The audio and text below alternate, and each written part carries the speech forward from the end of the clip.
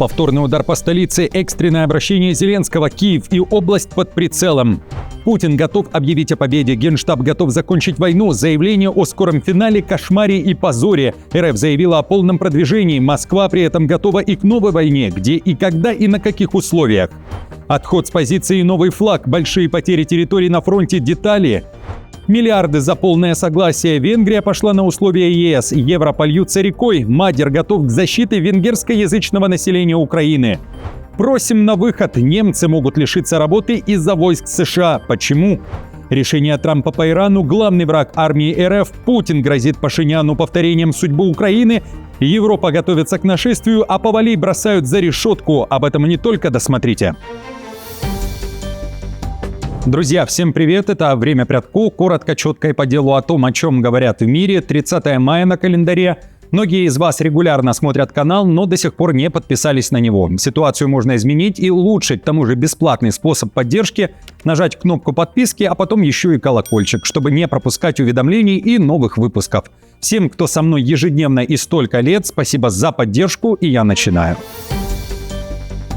Миллиарды за полное согласие. Венгрия пошла на условия ЕС. Европейская комиссия разблокирует для Будапешта почти 16,5 миллиардов евро, которые годами удерживались из-за, как утверждалось, коррупционных скандалов и претензий к правительству предшественника Мадера Виктора Орбана. О возобновлении финансирования накануне после переговоров с Мадером заявила глава Еврокомиссии Урсула фон дер Ляйен. По ее словам, прошло всего несколько недель после смены власти в Будапеште, однако Брюссель уже чувствует сильный ветер перемен по всей Венгрии. В свою очередь, премьер страны Мадер сообщил, что полученные деньги пойдут на спасение экономики, госуслуги и поддержку бизнеса, а саму сделку назвал доказательством эффективности антикоррупционных реформ нового правительства. По данным политика, миллиарды евро были заморожены при Орбане из-за претензий ЕС к коррупции, давлению на СМИ, нарушением верховенства права и прав ЛГБТ+. Венгрия за последние годы получила многомиллионные штрафы от европейских судов, включая 200 миллионов евро за отказ соблюдать миграционную политику ЕС.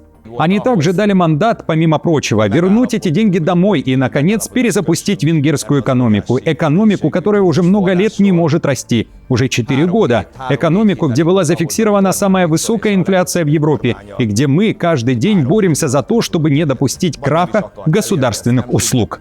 Также Мадер посылает сигнал Киеву: дружбы не будет до тех пор, пока Украина не выполнит 11 требований, которые были выдвинуты еще при премьерстве Орбана.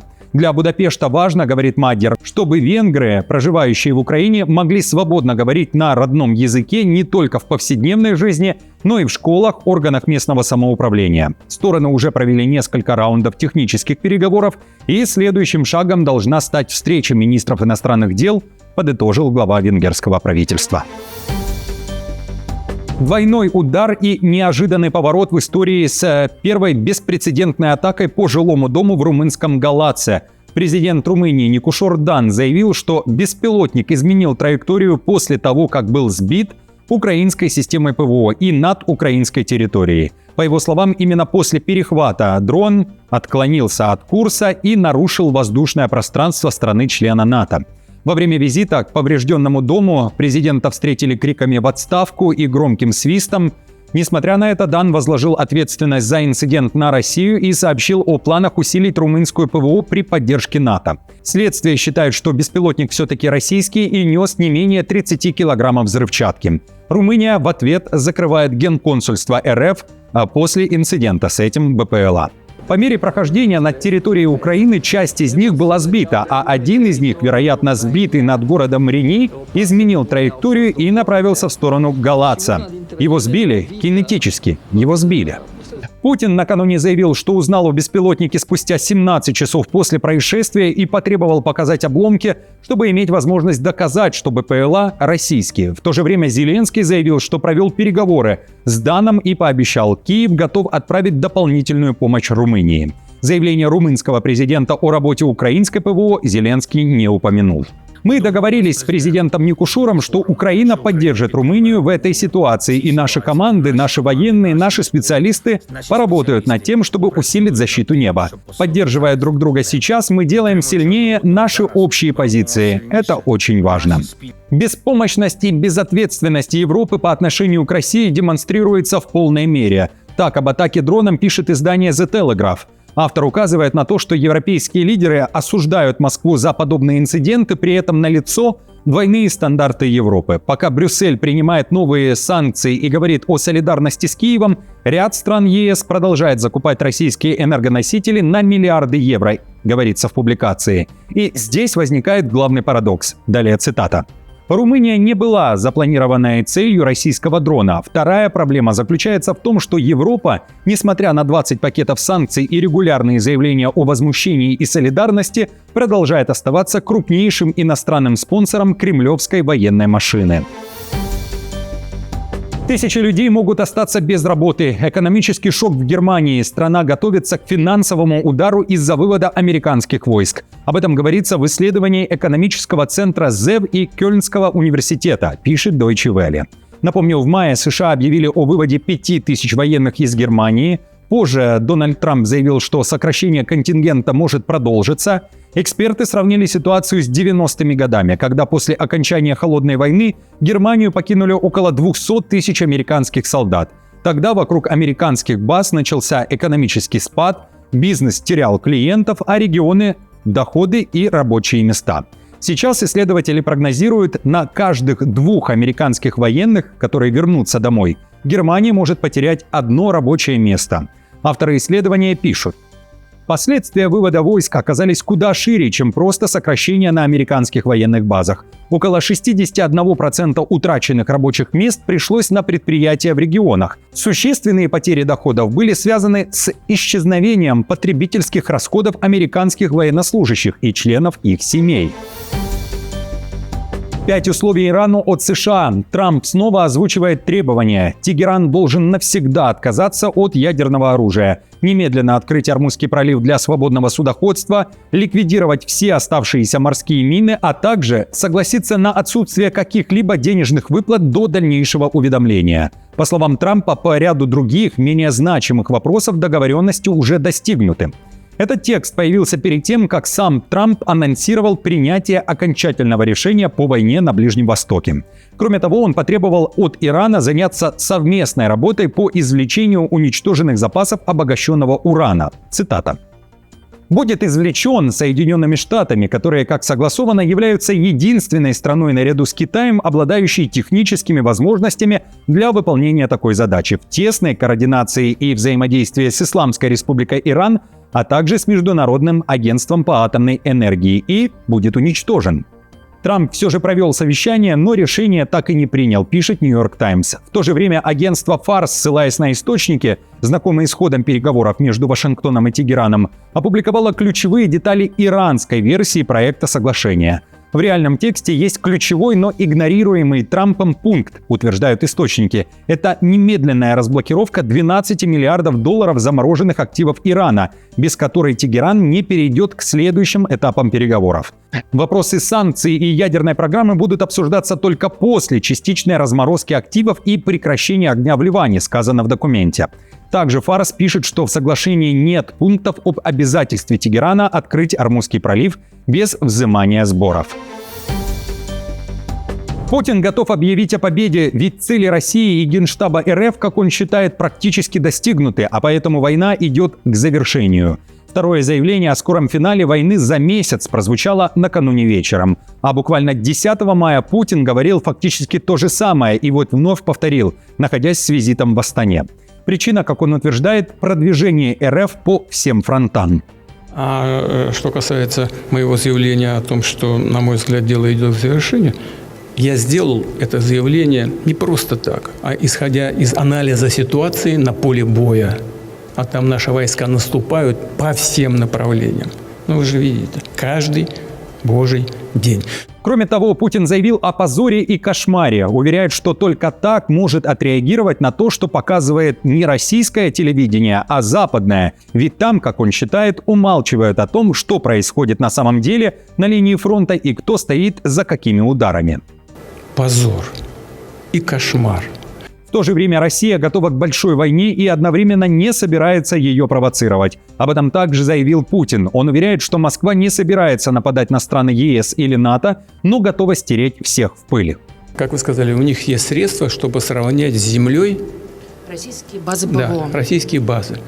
У Российской Федерации есть все средства сравнять с землей всех, кто попытается это сделать. Украинские и западные военные аналитики в корне не согласны с утверждениями Путина. Об этом пишет Associated Press. А война длится уже 5-й год, и главное требование России – вывод войск ВСУ из Донецкой области. Ведь на данном этапе масштабных продвижений на фронте нет, и Украина по-прежнему не готова сдавать территории, а Россия их взять, говорится в публикации. Авторы считают, Путин идет на крайние меры именно из-за ситуации на поле боя, которую военные называют патовой для Российской Федерации. Цитирую.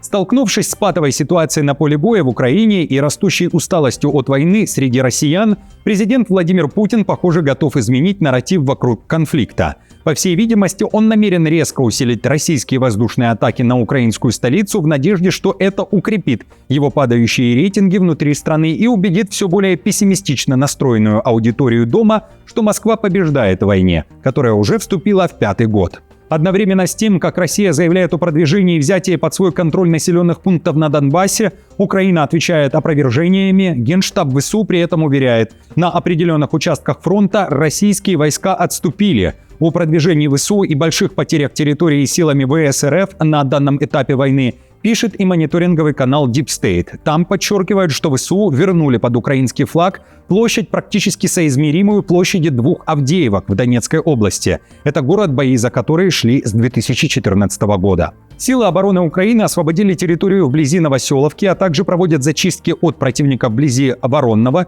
Сечневого, Поддубного, Толстого, Новохадского и Зеленого Гая. Таким образом, противник потерял не менее 46 квадратных километров территории. И пока Путин говорил о скором завершении войны, Украина находилась под первой волной атаки со стороны России. Крылатые ракеты и дроны атаковали центральную часть страны. Под ударом вновь Киевская область. Зеленский вышел со срочным заявлением о том, что Москва готовит новый масштабный удар, а украинские паблики сообщили, что атака будет нанесена в преддверии Дня Киева, который празднуют 31 мая, и главной целью станет именно столица и область. Главный враг российской армии – вор с большими звездами на погонах. Известный священник РПЦ, родом из Украины, Андрей Ткачев, заявил о военной коррупции и раскритиковал сборы по 100 рублей для фронта. Во время общения с прихожанами в московской больнице он сказал, что российское общество все сильнее раздражают новости о том, как люди в больших погонах воруют по 100 миллиардов, пока обычных россиян просят скидываться на помощь военным кто сколько может. Ткачев заявил, что главным врагом войны является вор. Из-за коррупции техника выводится из строя, а войска России остаются голыми и босыми. Далее цитата. «Это он делает все, чтобы танк не поехал, потому что солярка бензином разбавлена, чтобы солдат был боссый, потому что берцы развалились через 2 дня». Конец цитаты. Именно воровство и злоупотребление властью, считает Ткачев, влияют и на финал войны. Путин и союзники поставили Армении жесткий ультиматум. Россия, Беларусь, Казахстан и Кыргызстан требуют, чтобы Ереван в кратчайшие сроки провел общенациональный референдум и окончательно определился, страна остается в Евразийском экономическом союзе или уходит в Евросоюз. Соответствующее заявление, обращение, подписанное Путиным, Лукашенко, Токаевым и Жапаровым, накануне опубликовали на официальном сайте Кремля. В документе прямо говорится, что европейский курс Армении создает серьезные риски для экономической безопасности всего Союза и может нанести прямой ущерб интересам партнеров. Лидеры стран ЕС предупредили власти, подобное сближение с ЕС чревато нехорошими последствиями для Еревана. Какими именно, Путин рассказал после публикации обращения. В частности, Армения рискует потерять доступ к беспошлинной торговле и дешевым энергоресурсам. В Кремле напомнили, сейчас Ереван покупает у Москвы по 150 с небольшим евро за 1000 кубов. Это в 4 раза дешевле, чем в Европе. Отдельно Путин поставил под сомнение будущее армянского экспорта и заговорил о новых ограничениях для армянских трудовых мигрантов в России. При этом он намекает, Армения может повторить судьбу Украины. Война в Украине, уверяет Путин, началась с похожей ситуации, которая сейчас наблюдается в Армении. Кризис на Украине начался когда-то с попыток присоединения Украины к ЕС. Мы же не были против. Но мы говорили, послушайте, фитосанитарные, например, нормы совершенно разные. Поэтому мы вынуждены будем по большому счету, практически всю нашу работу, в данном случае с Арменией, в сфере экономики, касающейся интеграционных процессов, свернуть. Над украинским небосводом ее звезда угасла. Украина отправляет Таисию Повалий за решетку на 12 лет. Такое решение, заочное, вынес украинский суд. В приговоре говорится, что все ее имущество, находящееся в Украине, будет конфисковано в пользу государства.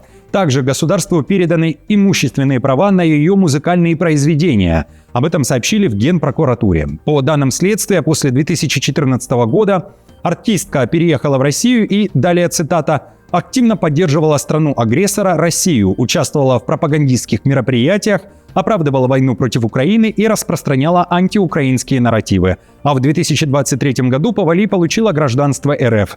Это уже, напомню, не первый удар по активам артистки. Еще в 2024 году Высший антикоррупционный суд Украины изъял у Повалий недвижимость и земельные участки под Киевом, автомобили, травматическое оружие и права на 9 ее песен.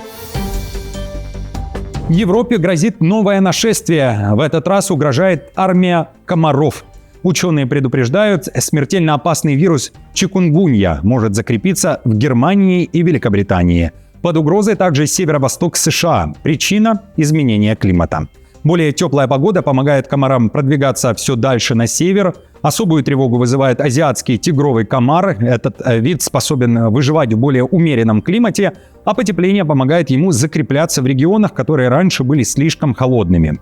Сейчас большинство случаев в Европе завозные после поездок в тропики. Но ученые предупреждают, если комары закрепятся в новых регионах, вспышки болезни станут местными. Чикунгунья вызывает высокую температуру и сильные боли в суставах, а в тяжелых случаях может привести и к смерти. Друзья, спасибо вам большое за поддержку. Как всегда, напомню, мне будет приятно, если оставите лайк и комментарий, а также сделаете репост этого видео. И до встречи уже завтра.